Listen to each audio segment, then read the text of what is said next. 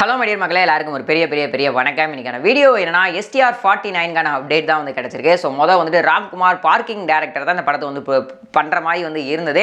So ஒரு college பேக்ரவுண்டில் வந்துட்டு STR அவர்கள் இருக்க மாதிரி ஒரு போஸ்டர்லாம் வந்து ரிலீஸ்ன்றது பண்ணாங்க. ஸோ அதுக்கப்புறம் அந்த படமானது கொஞ்சம் தள்ளி போகிறது காரணமாக வந்துட்டு நம்ம வெற்றி பட இயக்குனர் வெற்றிமாறன் அவர்கள் வந்துட்டு இந்த படத்தை வந்து டைரக்ட் பண்ணலாம் அப்படின்ற மாதிரி வந்துட்டு STR 49 கையில் எடுத்துட்டாங்க.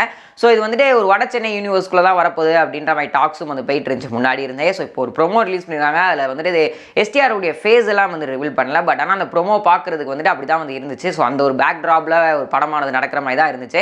வெற்றிமாறன் அவர்கள் நிறைய இன்டர்வியூஸில் சொல்லியிருக்காரு, ராஜனுடைய யங்கர் வெர்ஷனுக்கான போர்ஷன்ஸ் எல்லாம் இருக்குது அப்படின்ற மாதிரி. அந்த ஒரு இதுக்குள்ளே தான் நம்ம STR அவர்கள் வருவார் அப்படின்ற மாதிரியும் வந்து தோணுது.